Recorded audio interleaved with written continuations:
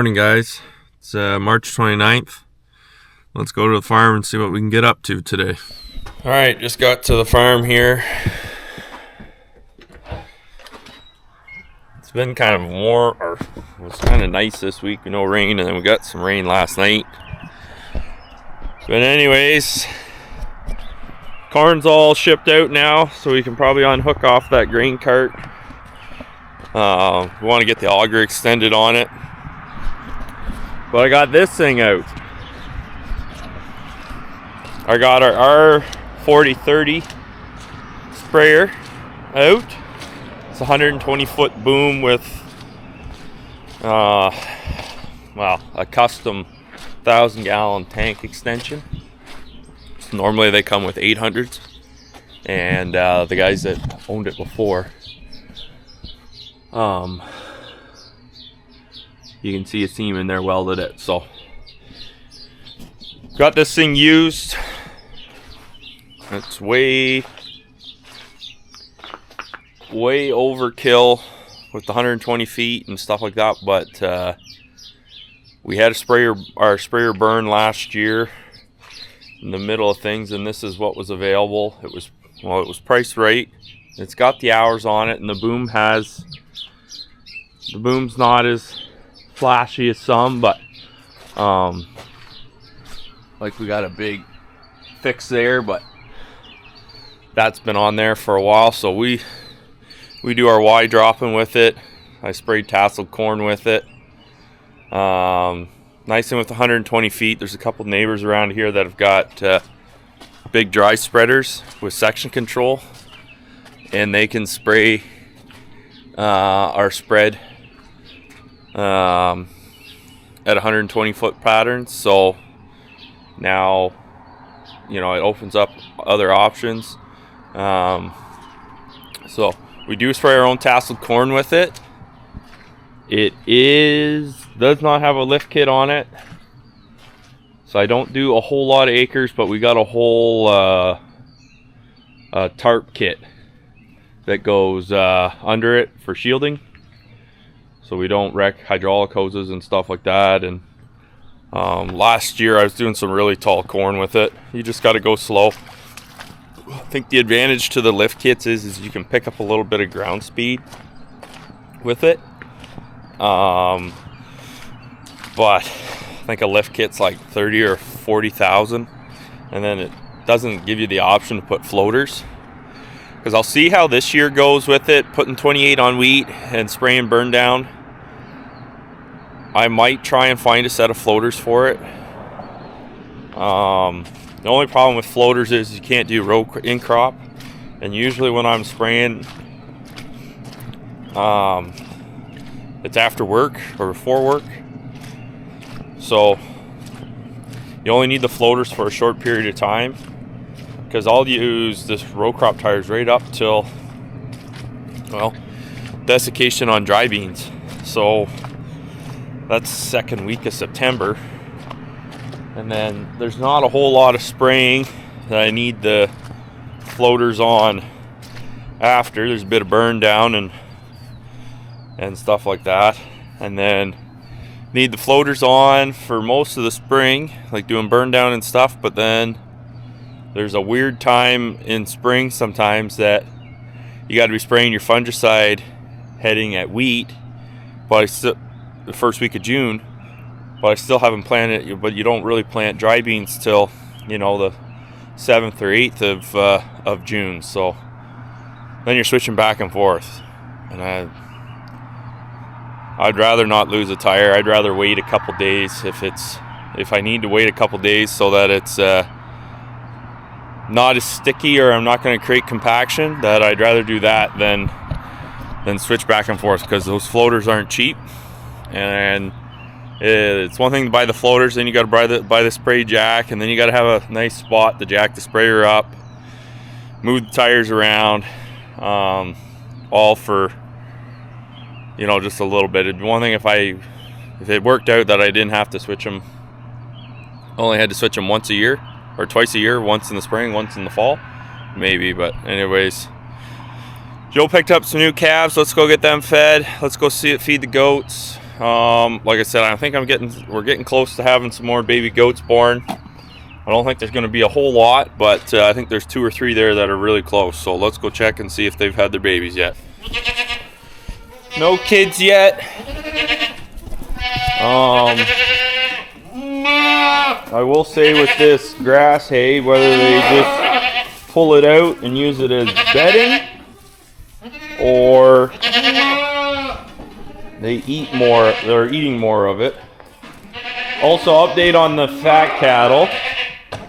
So Tuesday, because in the last video we talked about tariffs are coming in April 2nd, we had about 10 Holstein steers that were very close, and by the sounds of it,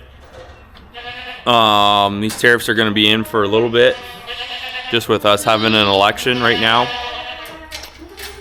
So the fat cattle market, they were going to be down quite a bit, so some could have used a little more finish. We sent 10.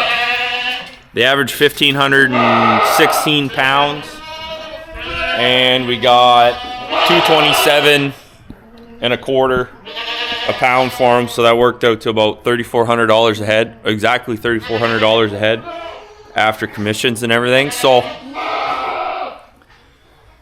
we looked at it as we better send them and get $3,400 for them than finish them out and risk getting $2,900. So we'd have the added cost of feed and then the reduced sale price, about 50. It could have been upwards up to 60 cents. So anyways, they'll store a lot better in our bank account and pay down some of the operating line ahead of spring, so we can, because we're gonna start incurring some big costs once we start getting the crop in the ground. We've got the corn shipped out. I think we got a couple loads left, but we'll just hold them because we need to feed, and price kind of sucks right now, so we'll just think we could maybe sell one more load, but we'll wait till there's maybe a rally in the market and sell it. So, or see how much we need, because these guys here, these guys are about half the size, and they're getting close to that 700.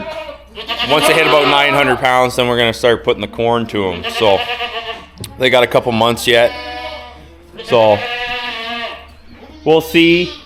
We want to clean this out so we can get the head gates in, so we can move these guys over to here, so that we can start bringing a lot of stockers home. Because that's one thing, we did ship out 10, so there's a lot of mouths that aren't eating corn silage. So we need to get calves back here that need to start eating corn silage to keep the bag fresh. If I get the goats weaned, we might switch them over, get them dried off, and then just feed them corn silage. Get their condition back on ahead of breeding, because I want to kick the bucks out this year and put moose back in there to work in May. So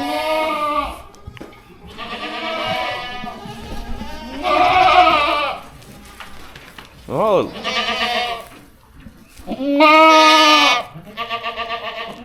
looks like she's gonna kid today, because she's got some cleanings behind her.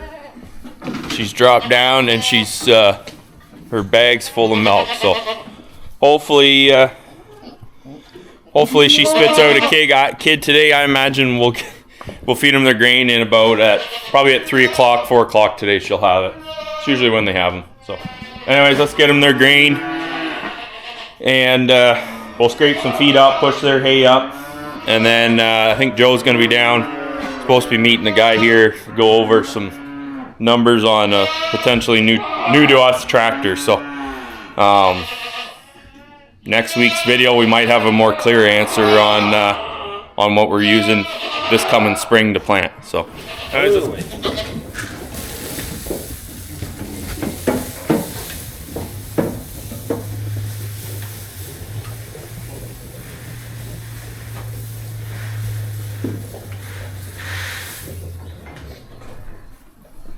a little update here. She didn't even get through feeding and she's pushing.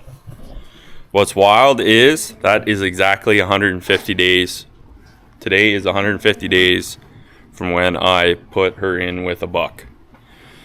So when I put the bucks in, the does might not be showing signs of heat, but I know at 150 days from when I put the buck in, they start kidding. So anyways, we'll leave her be and come back and check on her and see how she's got along. Battery disconnect. Fired up the other day, sat all winter. When I went to move it in, the batteries are dead, but I just put the charger on it and let it run and charge the batteries up, and then just hit the disconnect. So it's an R4030. Like I said, it is a considerable upgrade over our old Patriot we had that burnt. Not that that Patriot was a bad sprayer. This one's just a little bit nicer. If you've ran those Patriot sprayers in the past, there's not a whole lot of room in the cab here. This one here, I had my daughter with Andrea with me. She likes coming and spraying because there's lots of room in here. We can bring her books and stuff. And we got a nice radio in here, so we listen to some tunes, and got a nice air ride cab, or air ride on it. And the cab's nice. And sealed well, so if we're spraying chemical or whatever, the kids aren't at any risk. One thing it didn't have was a reversible fan.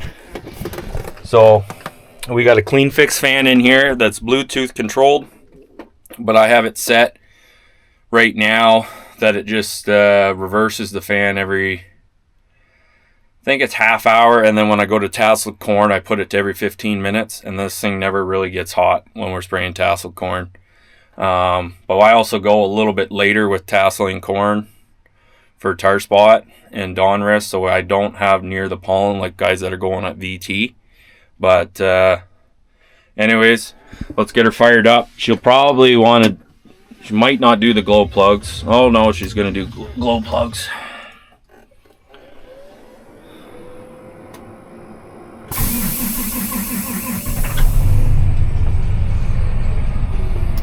There she goes. She fires up. It's got the 2630 in it. We never had John Deere, and the first John Deere tractor we had was a 7R250 with the Gen 4 display.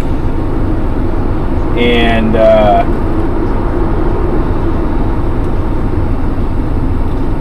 anyways, so I learned how to use John Deere auto steer really well on a Gen 4 display. So when we got this sprayer with the 2630, I had to call a couple buddies that have always been running 2630s to ask them how to use some things on it. I'm of the generation, it didn't take me long to get onto it, but it's still the same operating system as the Gen 4. It's just there's a few more buttons you got to press to get to the certain pages, but anyways, it was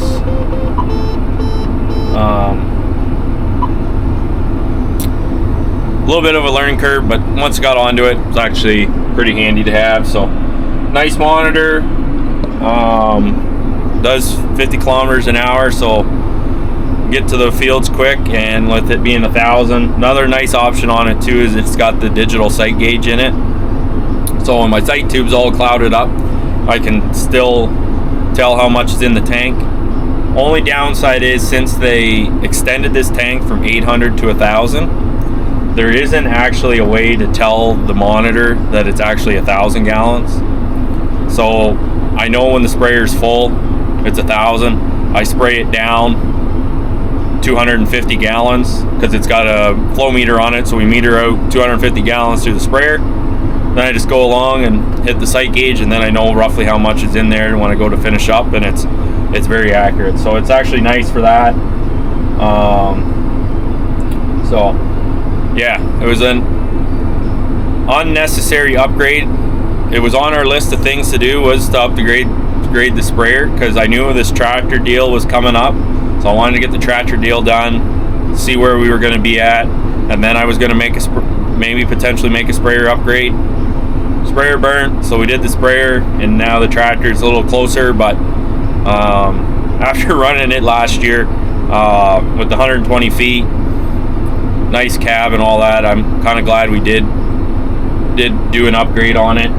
It gives me more time to do other things with the bigger sprayer. I can get a lot more done in a day, or I can get a lot more done after work. And that was the other big thing with going to the bigger, wider boom.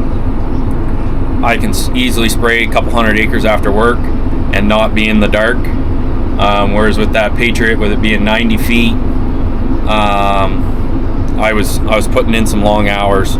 Didn't think going to that extra 30 feet would add as much capacity, but it did. And on top of the good rate controller and just accurate tank mixing,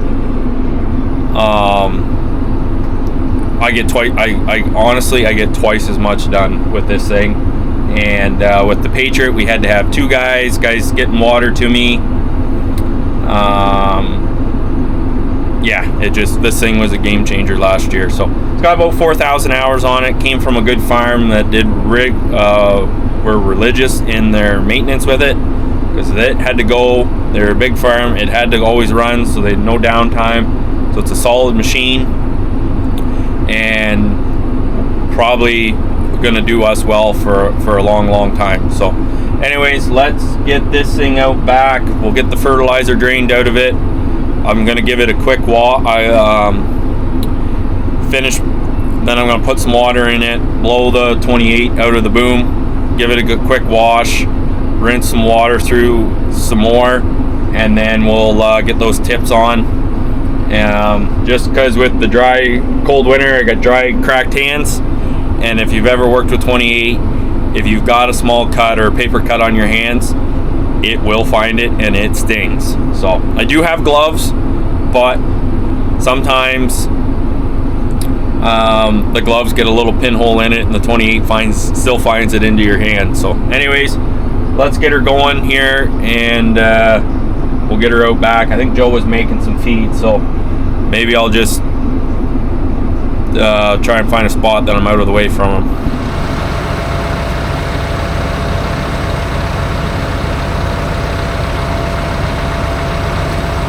Already got 28 on the hands.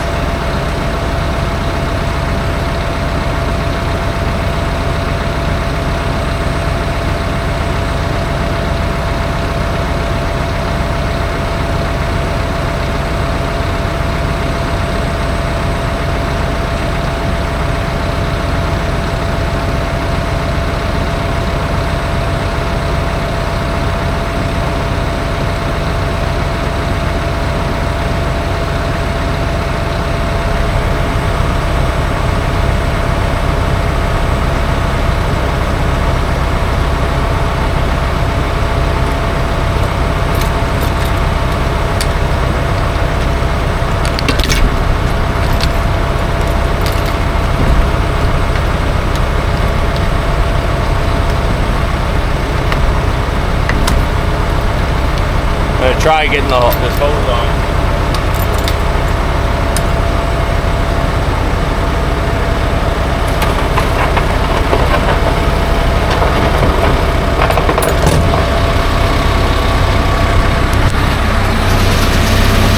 And that's why, because that was clear when it went in.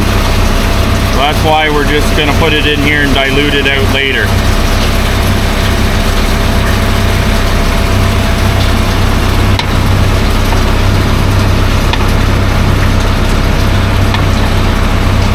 That water tank to fill up, I'm just going to throw these tips on, and then hopefully I got enough water. I want about a couple hundred gallons of water because I want to do 3 good rinse cycles with it. So I want a lot of water because, like I said, I want this thing rinsed and cleaned up.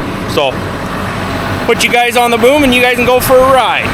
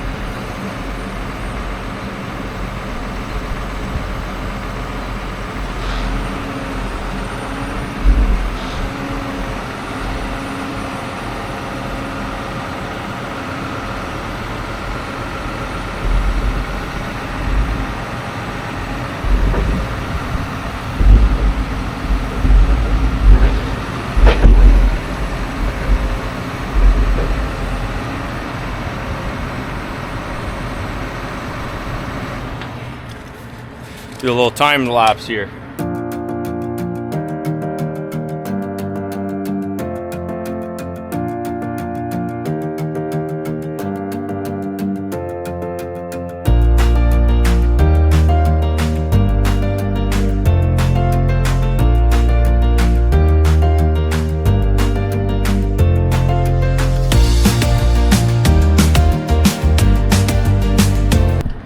So just see, guys, we just turn that over. I'll grab a nozzle here. Comes with this cap for shipping, I guess. There's an orifice in there, and just put it in there, quarter turn, and she's on. So I got one half of the boom done. Well, not quite one half of the boom. So I got like 49, 50, 51. Got 52 more to go. Keep at her, and then once I got them all on, we'll fill the sprayer up with water, rinse it out 3 times, and then I'll fold it back out, do the full 120. So I'll have to shift the sprayer a little bit to get it to fit with the 120. Spray it out, and then I'll give this thing a good power washing, because there's a few spots on the boom that have started to rust a little bit. So I want to get all the dirt and crap and 28 off of it from storage, and because we started with 28, I don't think I'm going to do that next year. I think I'm just going to bite the bullet and spend the money on the antifreeze, or spend even more money and get a nice heated shop and just store it in the shop with water. Who knows? Anyways, let's get at her. I don't want to get caught out in the rain doing this job. All right, I found out I was short. They shorted shipping me one nozzle, so I slipped out to slipped up to Exeter, and I forgot to shut the hose off. So the tank is full, so we should have lots of water now. So we'll get this last nozzle on and fold the sprayer up, fill it up with water, and then fold it all out and start rinsing. Alright, so I'm going to fill the rinse tank, I'm going to fill the solution tank, and then that should be enough product there that I can get everything rinsed out the way it should be. And then we'll get this thing a quick wash.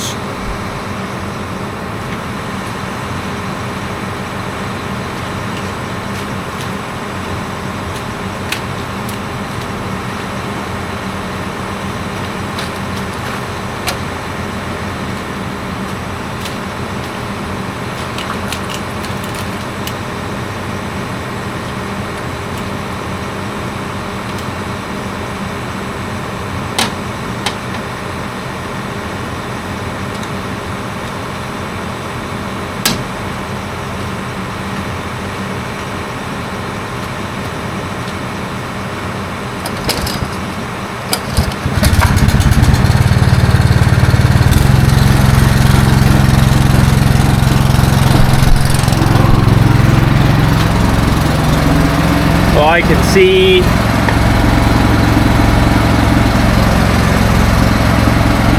on the side here how much I'm going to have in. So this initial one I'm going to put a lot in so I can push out all the 28 in the booms, and then we'll fill the rinse tank. So you can see here that it's climbing, and then over in the sight tube. Nice little feature. Didn't know that it had it until after we bought it, and I thought, oh, that's pretty handy. Rinsed out. All that was the issue on the end there. It actually wasn't a broke fitting or a crack or anything. The issue is this end piece here is see how it's bent up. So I got to take, when I get it all washed up, I got to take this all off, bend that square, and then I can roll that nozzle body back, and then they won't hit. So she's all rinsed out. Well, rinse good enough that I can go put 28 on wheat. It was rinsed before we put it away and winterized it, so it should be good to go. Did a good flush, ran 250 gallons of water through it, so it should be good. So So anyways, we'll get the power washer out here and get the boom soap down, and then wash the.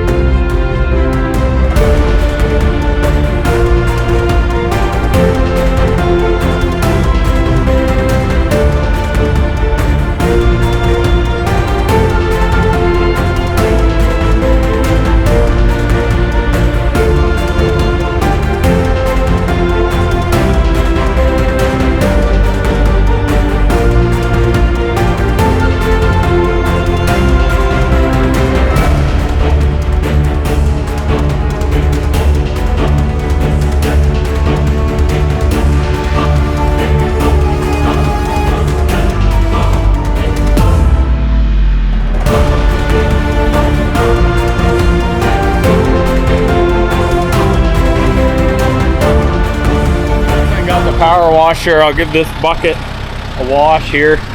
We're using the old high volume skid steer bucket, the mixed feed, mainly because it's sized better for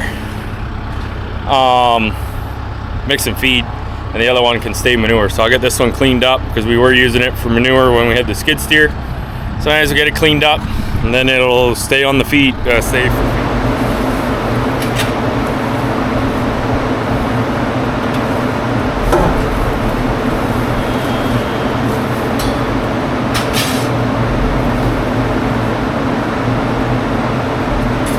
Like I said,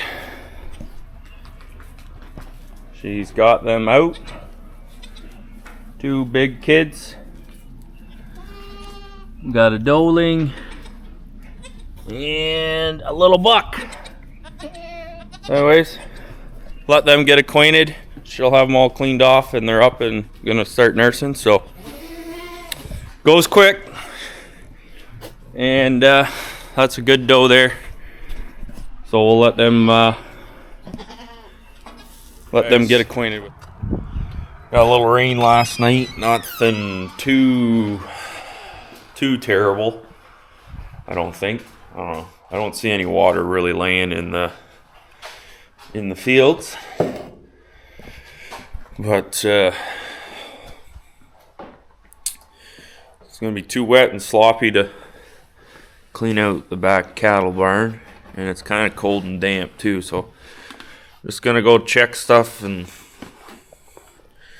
do stuff, and then I take the kids for a little bit of a road trip today to go look at something.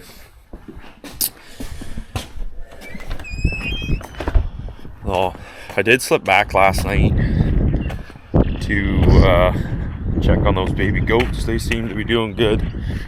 And check moose, and not looking good for him. If he does manage to survive, I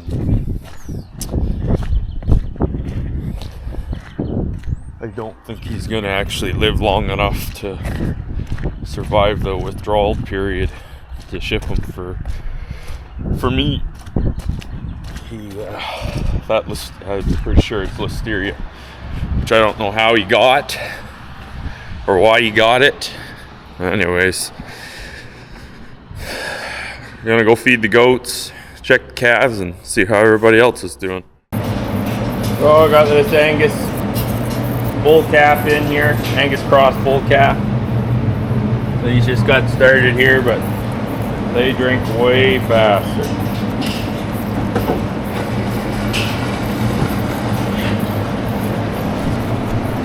So when we first got this feeder, we only had the first 3 calves in here.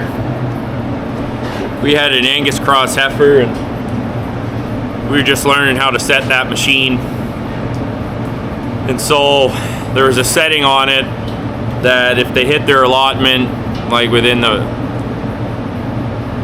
you know, half a day or whatever, it would increase them incrementally. Well, at the peak, she was drinking 21 liters of milk replacer. So I think over the course of the 60 days she ate 4 bags of milk replacer. Well, a bag of milk replacer is about $90, so it's $360 worth of milk replacer into her before she weaned. Now, we shall see how that plays out with those first 3, because she was 2 months younger than some calves I got in July. We got her in September, so she's 2.5 months behind the calves we got in July. Well, she isn't out of place with those 2.5-month-old calves. She's roughly the same size, so she grew extremely well. So it'll be interesting to see, but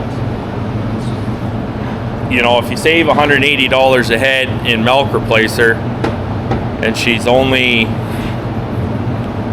be interesting to see anyways. I think if it was a bull calf at the start, we maybe wouldn't have, who knows how big he would have been, but their growth rate when they're younger is a lot better, so we don't limit them too much on their milk. Part of the reason why we do limit them on their milk is we don't want them scouring. So, and then we really drop their intake, so they start on the calf starter that's a little more affordable. And so when they're in this pen, they drink a lot and they got lots of access to the milk. But when they get into the second pen over here, we really start to curb how much milk replacer, because calf starter is a lot cheaper than milk replacer. So we were starting to add up what we were going to be spending in milk replacer, and it was like, holy, that's going to be expensive if we do that on every calf that we finish. Because since September, we have received in, I want to say 80 head. So now another 60 head that have been through on the machine, and we're not even half a year yet. So you did 60 times 4, that's 240 bags at $90. Well, say there's $100, right? $24,000 worth of milk replacer. So about $20,000 worth of milk replacer if we had kept that. We cut it in half. Calves are still growing good. They're weaning well. And yeah, maybe if we were a dairy farm and we were feeding whole milk, which this machine can do, maybe we would tell ourselves that, oh, it's just extra milk that we don't need to ship, but still got to keep a couple cows around to produce that much milk, and they aren't cheap to feed either. So I think we found the sweet spot in that, capping them at 8 liters a day and then reducing down their intake and getting them on the calf starter. It seems to be working well for us, but we'll see when we get a calendar year and how those first 3 finish out, where we didn't limit them really how much milk they got. But that, just to put it in perspective, that first calf took them a while to hit that 2.5 liters, and this guy's probably going to do it in a third of the time. But we do get some Holsteins that do drink fast like that, but it's not the end of the world that they drink a little slower. That way it doesn't, you know, overfill their guts and bloat. Because that's one thing we noticed with the milk bar feeders. You'd be feeding them 3 liters or 4 liters at the peak twice a day, and they drink that 4 liters in the morning, and you know, you could tell their guts were full, and they would have a bowel movement and spray it everywhere. and especially when they were younger, it was harder to limit them so that they didn't do that and get themselves dehydrated. So I think our wean weights are much more consistent, and there isn't a stall out when we wean. That was the other thing too that we noticed, is you'd start to wean them down on the milk bar feeders, and they just would kind of stall out a little bit. These guys here, they just don't seem to stop growing once they get on the calf starter and weaned, and they know what, and they start eating a bit of hay. They just start to take right off. So advantages to the feeder, I think we would still probably install another feeder if we ever wanted to grow and say double the amount of calves we have. I would add another feeder in. But I wouldn't go to hutches or pail feeding or bottle feeding. A lot of work, and just freezes up. But maybe when the kids are older, we just keep this thing here for the main stuff, and then got to give something to kids to do instead of bugging mom and dad. So teach them a bit of responsibility.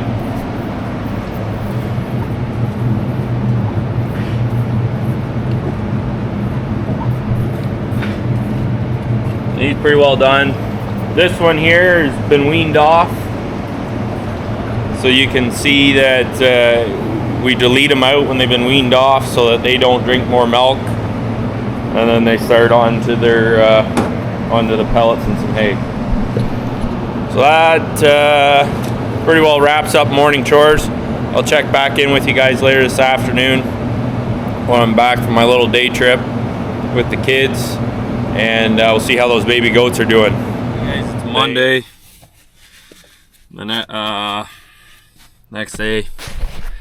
I didn't end off on Sunday there because I got home from my little day trip with the kids, and I was pretty well wore out. I fell asleep on the couch, and I just didn't feel like picking up the camera. So, update: poor Moose didn't make it. So Vet didn't think it was listeria, mainly because he hadn't had the history or came in contact where you would contract listeria. We thought maybe it was strep because it was quite aggressive. So unfortunately he didn't make it. So probably just find something. Gotta find something for June now. I'm gonna get something breeding age, not a young animal that I gotta keep. So at least then he goes to work immediately. And I just don't seem to have the luck with buying in a young buck. I'm batting about 250. Supposed to be in there. His tag number's 51, and I think we've got 4. So I'll leave Joe to deal with that tomorrow. Yesterday it was cool in the morning, and then we had like a low pressure system come through, I think is what they were calling it. I don't know, it went from like 2 degrees to 16 degrees, and it gave me one doozy of a headache, and I just did not feel well. I came down, helped Joe do some chores, and we tried giving Moose some electrolytes to help him pull through, which didn't seem to work. So I just didn't feel like picking up the camera at that time because, like I said, I wasn't in fine spirits because I had a headache or whatever. So didn't do much yesterday. So I was at work today, so I just thought I'd catch up with you guys here after work. Maybe by next video I'll have some important news or something cool to show you guys. But anyways, I'm going to make sure this calf gets a good drink, and then I'm going to go home and have some supper and relax for this evening. supposed to be wet all week. We gotta try and get some odds and ends done. I think Joe's gonna clean out cattle tomorrow and get rearranged, get stuff rearranged, and he's maybe gonna start working on those pens. He wants to get those cattle cleaned out so he can work on the pens. So we want to get that done before we get busy in the spring and we don't have time to do that. So anyways, guys, thanks for tuning in. Till next time, keep her between the ditches.